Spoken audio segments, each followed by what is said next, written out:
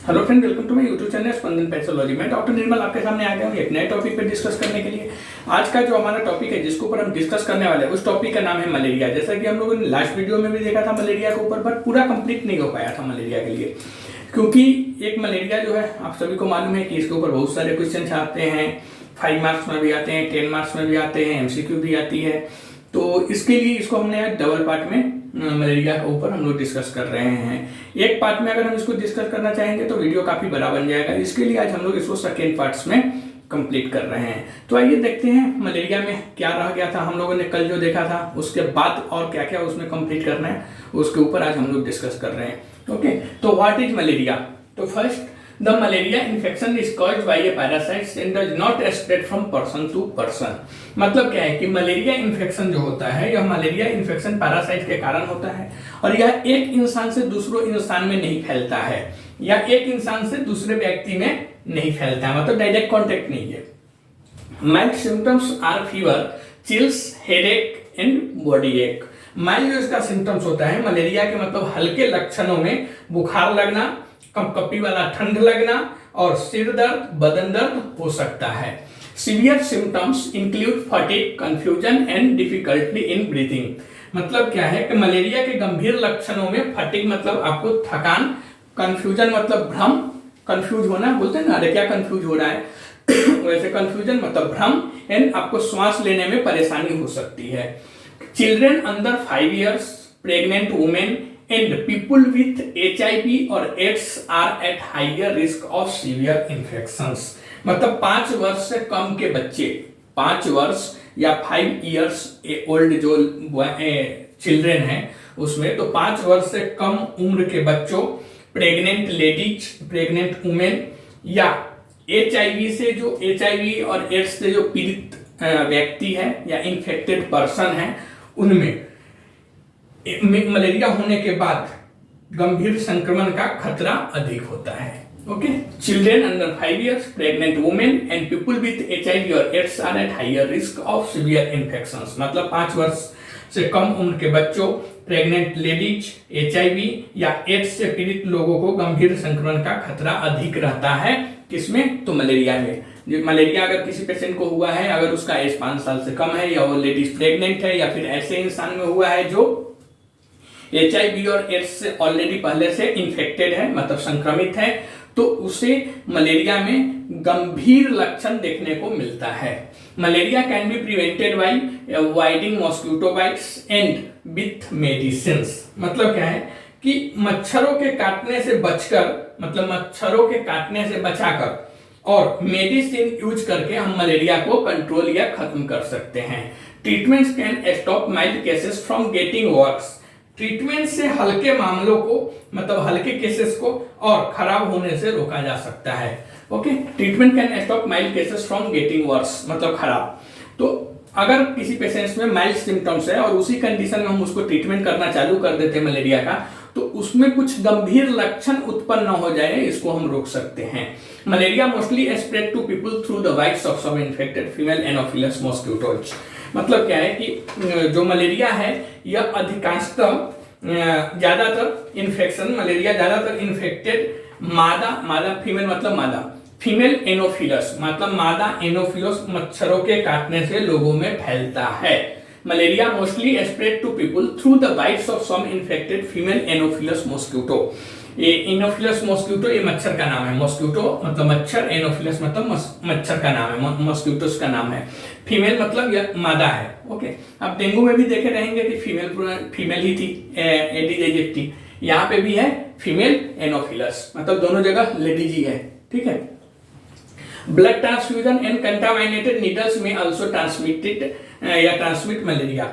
Blood transfusion और contaminated needle. Blood transfusion का मतलब है ऐसे आदमी का ब्लड जिसको पहले ही मलेरिया हुआ हो या मलेरिया से संक्रमित अगर वह आदमी है तो उसका ब्लड, या फिर ऐसे इंसान को यूज किया गया वह नीडल हो। हालांकि आजकल तो नीडल कोई यूज नहीं करता है, बट पहले हमें पढ़ना है, पहले में ऐसा था कि एक ही नीडल से 2, 3, 4 आदमी को हम लोग इंजेक्शन देते थे, तो उसे हम वैसे कंडीशन में, तो ऐसे इंसान का यूज किया हुआ नीडल जिसको पहले से मलेरिया हो अगर वह नीडल से हम किसी दूसरे नॉर्मल इंसान को अगर हम सुई देते हैं या फिर ब्लड निकालने के लिए यूज करते हैं तो उसे मलेरिया हो सकता है। या फिर कंटामाइनेटेड ब्लड अगर है, अगर मतलब मलेरिया से कोई इंसान पीड़ित है, मतलब संक्रमित है, और उसका ब्लड किसी नॉर्मल इंसान को अगर हम ट्रांसफ्यूज करेंगे तो भी मलेरिया हो सकता है। तो मलेरिया तो एक तो पहला मेन कॉज जो है वह तो फीमेल एनोफिलस मॉस्किटोज है।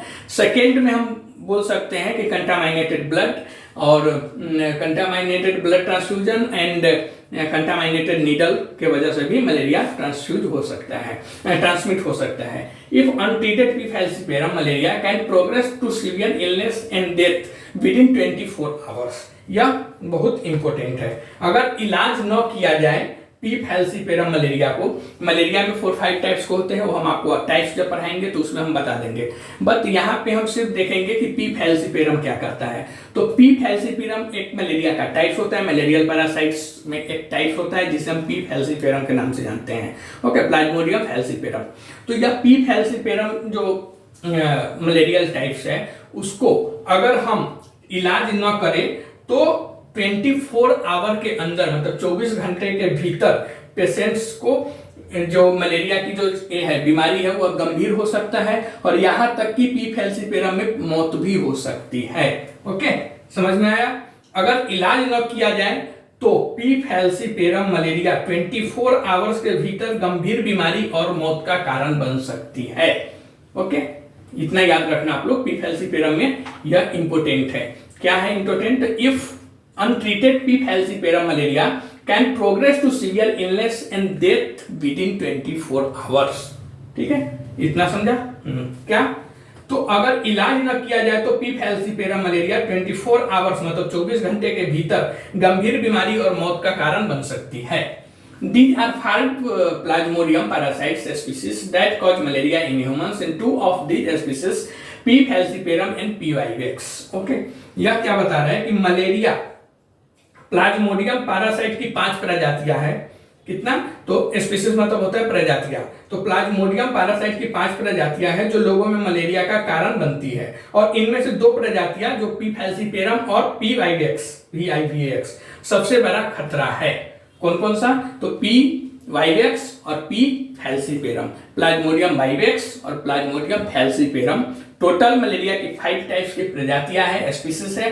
These are 5 plasmodium parasite species, मतलब 5 प्रकार के 5 टाइप के प्लाज्मोडियम पैरासाइट की प्रजातियां हैं। बट इसमें से जो 2 है पी वाइवेक्स और पी फैल्सीपेरम, यह ज्यादा खतरनाक है। P falciparum is the deadliest malaria parasite and the most prevent on the African countries. मतलब पी फैल्सीपेरम सबसे घातक मलेरिया पैरासाइट है और अफ्रीका में यह सबसे अधिक पाया जाता है या प्रचलित है। तो याद रखिएगा, सबसे खतरनाक मलेरिया कौन सा है?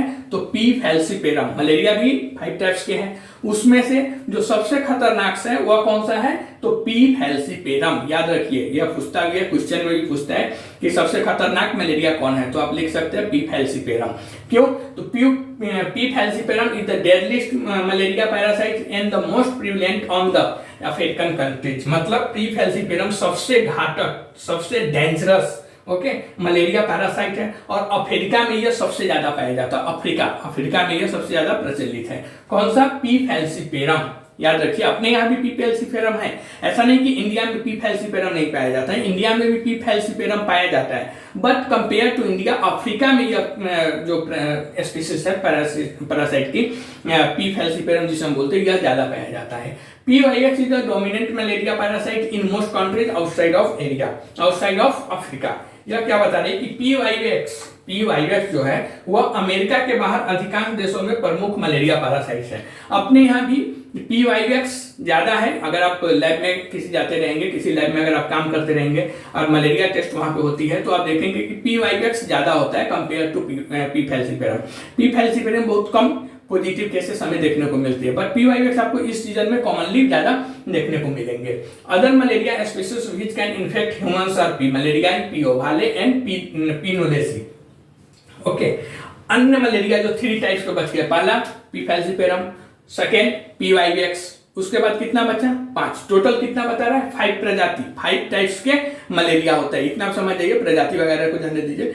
5 टाइप्स के 5 प्रकार के मलेरिया होते हैं, जिसमें सबसे खतरनाक कौन होता है? P falciparum. पी फैल्सीपेरम सबसे ज्यादा कहाँ पाया जाता है? अफ्रीका में। अफ्रीका के बाहर के देशों में जैसे इंडिया वगैरह इस समय क्या पाया जाता है? तो पी वाइवेक्स ज्यादा पाया जाता है। तो 2 हो गया। 2 के बाद कितने बचे?